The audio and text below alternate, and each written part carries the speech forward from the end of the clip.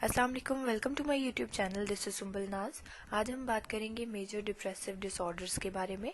Major depressive disorder में हम देखेंगे कि डिप्रेशन क्या है, मेजर डिप्रेसिव डिसऑर्डर क्या है, और इसके साथ साथ और जितने भी डिसऑर्डर्स हैं जो कि डिप्रेशन की कैटेगरी में आते हैं अकॉर्डिंग टू DSM-5, उनको हम डिस्कस करेंगे।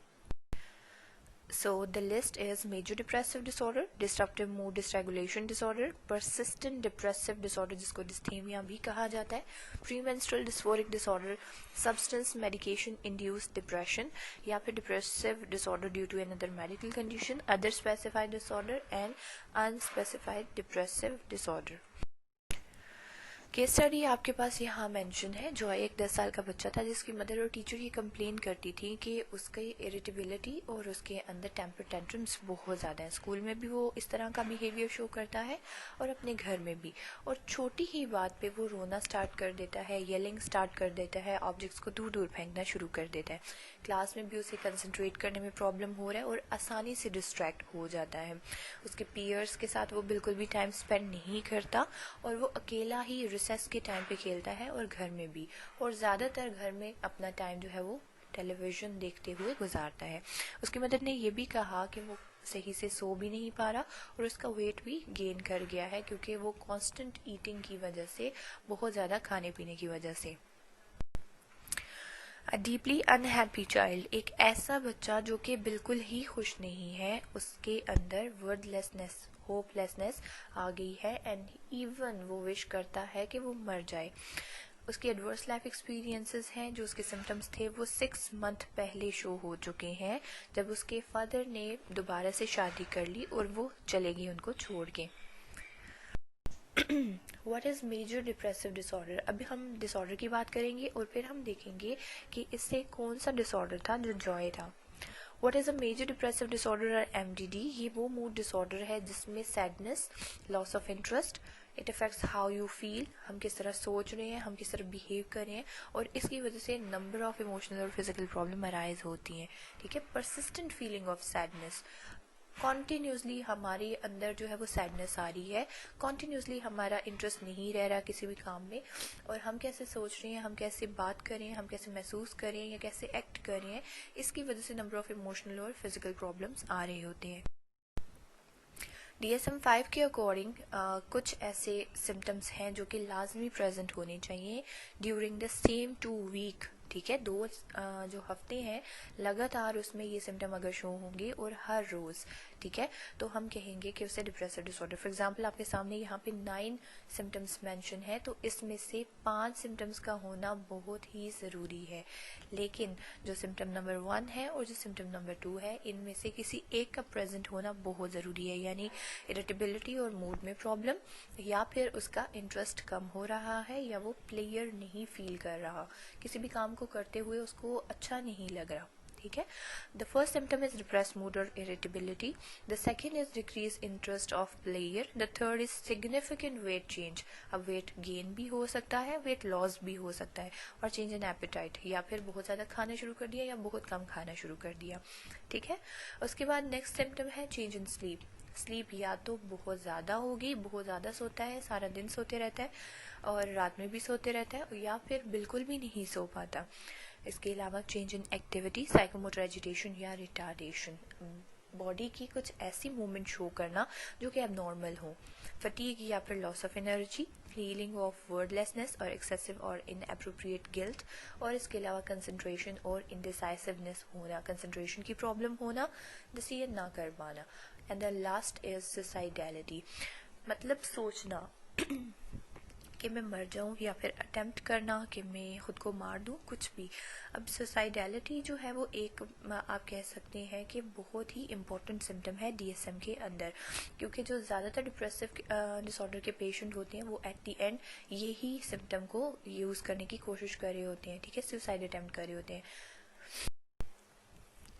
ये जो सिम्टम है इनकी वजह से एक बंदे को इतनी प्रॉब्लम होगी कि जो उसके इम्पोर्टेंट एरियाज ऑफ फंक्शनिंग है, यानी उसकी पर्सनल लाइफ उसकी सोशल लाइफ, या फिर अगर वो जॉब कर रहा है तो उसकी ऑक्यूपेशनल लाइफ, या फिर कोई भी फंक्शनिंग, जैसे कि फॉर एग्जांपल वो पीयर्स के साथ बैठा हुआ है, उसके फ्रेंड्स हैं जो कि सोशल के अंदर आ गया, या फिर ऑक्यूपेशनल उसकी जॉब हिस्ट्री, या फिर एकेडमिक परफॉर्मेंसेस की भी बात होगी यहाँ पे, ठीक है।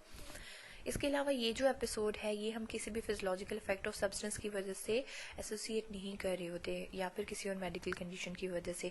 फॉर एग्जांपल किसी मेडिसिन के इनटेक की वजह से ये सिम्टम्स आ रहे हैं तो it may be the side effect, ठीक है।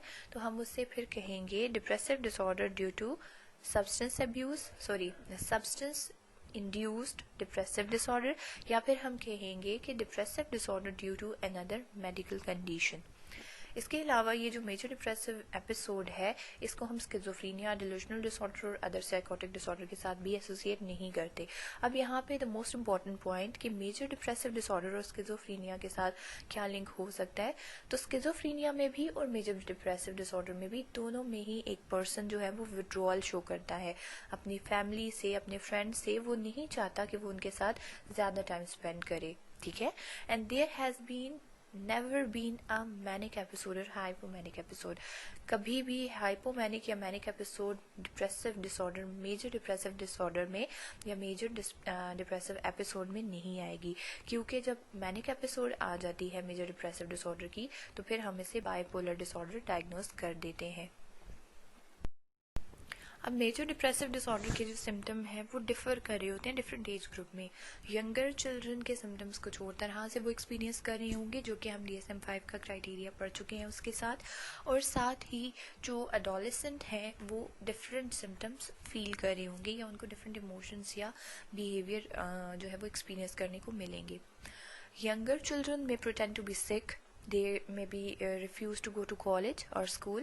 They may show the clinging behavior with the parents, and they may be worried that a parent may die. और जो adolescents की एज के हैं they may experience the sulk. Sulk actually ये वो behavior होता है जिसमें हम complain कर रहे होते हैं about everything, कि पहले हम ये एक्टिविटी करते थे, हमारा बड़ा ही इंटरेस्ट होता था, हमें बहुत enjoyment मिलती थी, बट अभी हम नहीं कर पा रहे, ठीक है। तो complaining behavior आ गया। Next, get into trouble at school, कि उन्हें स्कूल जाने में ही प्रॉब्लम होगी, लाइक उनको पसंद नहीं होगा कि मैं स्कूल जाऊं, और अगर वो जाएंगे तो वहाँ पे उनकी एडजस्टमेंट नहीं हो पाएगी। बी नेगेटिव और इरिटेबल, यानी कि एकदम से शॉर्ट टेम्पर्ड हो जाएंगे, एकदम से एग्रेसिव बिहेवियर शो करेंगे। एंड दे में एक्सपीरियंस लाइक उनको अंडरस्टैंड नहीं किया जा रहा, दे फील मिसअंडरस्टूड, कि कोई भी उनको नहीं समझता, वो बिल्कुल भी मतलब कोई भी उनको वैल्यू नहीं देता या कुछ भी, या वो ये समझते हैं कि उनकी जो प्रॉब्लम है वो एग्जैजरेट होती जा रही है और उनको बहुत ही ज़्यादा कोई प्रॉब्लम है। For diagnosis we need a doctor, because for example if a person is having a problem कि उसे मेजर डिप्रेसिव डिसऑर्डर है और वो भी किसी मेडिकल कंडीशन की वजह से, फॉर एग्जांपल उसे कोई ऐसी बीमारी है जिसकी वजह से वो डिप्रेशन में जा रहा है या फिर डिप्रेसिव सिम्टम्स शो कर रहा है, तो हम उसे डॉक्टर की रिकमेंडेशन के बगैर डायग्नोज नहीं कर सकते। मेंटल हेल्थ एवेलुएशन, जिसमें हम नंबर ऑफ क्वेश्चनियर्स को, रेटिंग स्केल्स को यूज़ करे होते हैं, जैसे कि एक यहाँ पे मैंने मेंशन किया है children's depression rating scale CDRS, जो कि 16 आइटम का है और 6 to 12 ईयर ओल्ड बच्चों पे अप्लाई किया जाता है। इसी तरह से डिफरेंट रेटिंग स्केल्स होते हैं जो कि पेरेंट्स के ऊपर, बच्चे के ऊपर और उसकी टीचर के ऊपर भी अप्लाई किए जाते हैं। अब इसका मकसद क्या होता है कि for example if a person is having a problem, तो हमें उसका ना क्रॉस क्वेश्चनिंग हो जाए कि क्या पेरेंट भी उसके कह रहे हैं कि उसे ये प्रॉब्लम है, उसके टीचर भी कह रहे हैं और बच्चा खुद भी कह रहा है या नहीं कह रहा। डायग्नोसिस के लिए the most important thing is कि DSM-5 का क्राइटेरिया मीट करना चाहिए, या फिर आप कोई भी रेटिंग स्केल यूज़ करें या फिर कोई भी ऐसा क्वेश्चनियर यूज़ करें या फिर कोई स्क्रीनिंग टूल यूज़ करें जिसकी वजह से डिप्रेशन जो है वो डायग्नोज हो रही हो। Who is at risk for developing depression, या फिर क्या क्या causes हो सकते हैं, क्या क्या reason हो सकते हैं डिप्रेशन के। The first one is family member। देखिए फॉर एग्जांपल एक पर्सन जो है वो सफ़र कर रहा है डिप्रेशन से, तो उसकी फैमिली मेम्बर भी सफ़र करेंगे। इसके अलावा gender, the most important thing, female are more prone to depression, ठीक है, as compare to male, according to the research ये बात कह रही हूँ मैं। नेगेटिव टेम्परामेंट्स वाले लोग ज़्यादा प्रोन होंगे डिप्रेशन की तरफ। वो बंदे जिनके नेगेटिव चाइल्डहुड एक्सपीरियंसेस रहे हों, फॉर एग्ज़ाम्पल फिज़िकल एब्यूज़ या फिर वर्बल एब्यूज़ या किसी भी तरह का एब्यूज़ उन्होंने फेस किया हो, तो वो लोग भी ज़्यादा डिप्रेशन की तरफ जा सकते हैं। स्ट्रेसफुल लाइफ इवेंट्स से सफ़र करने वाले लोग भी they are at a high risk for developing depression. Having few friends या फिर दूसरे पर्सनल रिलेशनशिप, जो लोग बहुत ही कम रिलेशनशिप बनाते हैं या वो लोग जो कि बहुत कम सोशल होते हैं, उनके अंदर भी डिप्रेशन के चांसेस ज़्यादा होते हैं। और दूसरे डिसऑर्डर या फिर कोई भी ऐसी मेडिकल कंडीशन जिसकी वजह से भी डिप्रेशन की तरफ वो जा सकते हैं। और एनवायरमेंटल फैक्टर, सीजनल चेंज की वजह से किसी को होता है, किसी को गर्मियों में डिप्रेशन हो जाता है, किसी को सर्दियों में हो जाता है, ठीक है, सीजनल डिप्रेशन हो गया। इसके अलावा कुछ भी एक्स्ट्रा इन्वायरमेंट में हो गया, कोई डिज़ास्टर हो गया, उसकी वजह से डिप्रेशन हो सकता है। कोई भी फैक्टर इन्वायरमेंटल कंट्रीब्यूट कर सकता है डिप्रेशन की तरफ। ऑनसेट एंड प्रेवलेंस की बात करें तो 10 to 20% कैनेडियन यूथ जो है वो मेंटल डिसऑर्डर से अफेक्ट हो रही होती है। उसमें 5% मेल होते हैं एंड 12% जो है वो फीमेल हैं। 3.2 million youth in Canada at risk for developing depression. और हमारे पाकिस्तान में भी अगर कहा जाए तो डिप्रेशन की जो वैल्यू है, जो उसकी रेशो है, वो इंक्रीज़ करती जा रही है with the passage of time. और लोग जो है वो सफ़र कर रहे हैं डिप्रेशन की तरफ, मायूसी की तरफ, सैडनेस की तरफ। और ये ऐसे साइकोलॉजिकल प्रॉब्लम है जो कि कहीं ना कहीं पे बहुत ज़्यादा लोग फेस कर रहे हैं इससे। कुछ डिप्रेशन की एटियोलॉजी की अगर हम बात करें तो बायोलॉजिकल वल्नरेबिलिटी भी हो सकती है, यानी बायोलॉजिकल काज भी हो सकती है डिप्रेशन के लिए। जैसे कि फॉर एग्जांपल मैंडेला का वॉल्यूम कम होने की वजह से भी डिप्रेशन होती है, और इसके अलावा लोअर हिप्पोकैम्पस वॉल्यूम की वजह से भी डिप्रेशन होती है। इसके अलावा HPA यानी हाइपोथैलेमिक पिट्यूटरी एड्रीनोकॉर्टिकल एक्सिस की डिसरेगुलेशन की वजह से भी डिप्रेशन हो सकती है। ये एक बायोलॉजिकल काज है। इसके अलावा genetic and nature versus nurture का कॉन्सेप्ट भी आ जाता है कि जेनेटिकली कोई जो है वो ऐसा चेंज हो गया है बॉडी के अंदर, ठीक है, या फिर जेनेटिकली पेरेंट्स से जनरेशन टू जनरेशन डिप्रेशन जो है वो जा रही है, और नेचर इंडिविजुअल की अपनी और नर्चर भी कंट्रीब्यूट कर रही होती है।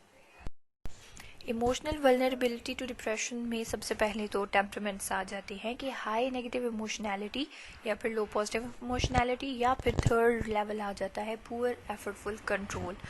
अब इमोशनल वल्नरेबिलिटी भी डिप्रेशन की तरफ है। जैसे फॉर एग्जांपल कुछ लोग ऐसे हैं जो कि बहुत लो टेम्पर के होते हैं, ठीक है, वो डिप्रेशन की तरफ मोर प्रोन होते हैं। जिनके अंदर पॉजिटिव इमोशनैलिटी बहुत कम हो, या फिर जिनके अंदर नेगेटिव इमोशनैलिटी बहुत ज़्यादा हो, या फिर वो लोग जो कि एफर्टफुल कंट्रोल नहीं होता उनका, ठीक है, वो कंट्रोल नहीं कर सकते अपने आप को किसी भी सिचुएशन में। कॉग्निटिव वल्नरेबिलिटी टू डिप्रेशन में हम देखते हैं नेगेटिव बिलीफ सिस्टम कंट्रीब्यूट कर रहा होता है, क्योंकि अगर हमारा बिलीफ सिस्टम ख़राब है तो ऑब्वियसली हम नंबर ऑफ साइकोलॉजिकल प्रॉब्लम को सफ़र करेंगे। तो डिप्रेशन उसमें एक ऐसी प्रॉब्लम है जो कि हम, अगर हमारा बिलीफ सिस्टम ख़राब है तो हम इसको फेस कर रहे होते हैं। इसी में हमारा एटीट्यूड डिसफंक्शनल होता है, हमारी थिंकिंग के अंदर बायसनेस आ जाती है, और हमारा नेगेटिव व्यू ऑफ सेल्फ होता है। जब हम अपने बारे में नेगेटिव सोच रहे हैं तो ऑब्वियसली हम लोग डिप्रेशन की तरफ जाएंगे। इंटरपर्सनल वल्नरेबिलिटी टू डिप्रेशन में सबसे इम्पॉर्टेंट चीज़ क्या है कि हमारे जो सोशल स्किल्स हैं, जो सोशल रिलेशनशिप हैं, वो ख़राब हो जाते हैं। हमारे रिलेशनशिप बहुत ही बुरी तरह से डिस्टर्ब हो जाते हैं। और ये मोर इम्पॉर्टेंट है अगर हम बच्चों की बात करें या फिर यूथ की बात करें। ओल्डर एजेस की यहाँ पे बात नहीं कर रहे होते, लेकिन डिप्रेशन से हर एक एज के लोग सफ़र करें, लेकिन ज़्यादा बच्चे और जो यंग जो यूथ है वो इससे अफेक्ट हो रही होती है। डिप्रेसिव डिसऑर्डर के साथ कुछ ऐसे डिसऑर्डर्स भी हैं जो कि कोमॉर्बिड सिचुएशन में आ जाते हैं। जैसे फॉर एग्जांपल एक जनरलाइज एंजाइटी डिसऑर्डर है जो कि बहुत कॉमन होता है डिप्रेशन के पेशेंट के अंदर, और पैनिक डिसऑर्डर्स भी। इसके अलावा वो लोग जो कि डिप्रेसिव डिसऑर्डर से या डिप्रेशन से सफ़र कर रहे हैं, उनके अंदर अल्कोहल एंड सब्सटेंस अब्यूज़ के चांसेस भी ज़्यादा होते हैं, और इसी के अलावा उनके अंदर सुसाइडल रिस्क भी बहुत ज़्यादा होते हैं। ट्रीटमेंट में हम साइकोलॉजिकल और फार्माकोलॉजिकल थेरेपीज़ के कम्बिनेशन से डिप्रेशन को ट्रीट कर रहे होते हैं। इसके अलावा साइकोथेरेप्यूटिक अगर हम बात करें इंटरवेंशंस कौन सी हैं, तो उसमें interpersonal theory, IBT, CBT, cognitive behavioural therapy बहुत ही ज़्यादा इफेक्टिव है। फार्माकोलॉजिकल थेरेपी में या फार्माकोलॉजिकल इंटरवेंशन में रीअपटेक इनहिबिटर, जिसमें SSRIs भी आगे, SNRIs भी आगे, NDRIs भी आगे। इसके अलावा ग्रुप थेरेपी और फैमिली थेरेपी भी बहुत ज़्यादा इफेक्टिव है। हाउ वी कैन डिफ्रेंशिएट कि हम सैडनेस से सफ़र करें हैं या फिर डिप्रेशन से। डिप्रेशन में एबनॉर्मल इमोशनल स्टेट होती है, सैडनेस में नॉर्मल ह्यूमन इमोशन आप कह सकते हैं। थोड़े से टाइम के लिए हम परेशान हो जाते हैं, लेकिन डिप्रेशन में कुछ इस तरह की स्टेट आ जाती है कि आप कॉन्टीन्यूसली परेशान रहना शुरू कर देते हैं। सैडनेस के लिए कोई इवेंट चाहिए होता है, डिप्रेशन के लिए कोई स्पेसिफिक इवेंट नहीं चाहिए होता। फॉर एग्जाम्पल हम कह रहे होते हैं मेरा दिल खफा है लेकिन पता नहीं क्यों, ठीक है। इसके अलावा sadness sad about something, but depression में सैड अबाउट एवरीथिंग। जो भी उसकी लाइफ में हो रहा है वो बस उससे परेशान ही है, तो वो डिप्रेशन है। और सैडनेस फीलिंग इवेंचुअली रिमिट्स, ठीक है, इसकी जो फीलिंग्स हैं वो थोड़े से टाइम के बाद ख़त्म हो जाती हैं। बट डिप्रेशन जो है वो कॉन्स्टेंटली और आप कह सकते हैं कि कॉन्टीन्यूसली काफ़ी टाइम तक वो हो रहा होता है। Thank you so much for watching and listening. अगर आपको मेरी वीडियो पसंद आए तो don't forget to like and share with other friends. इसके अलावा मेरे चैनल को सब्सक्राइब करना और बेल आइकन पे क्लिक करना मत भूलिएगा। Thank you so much. अस्सलाम वालेकुम, अल्लाह हाफिज़।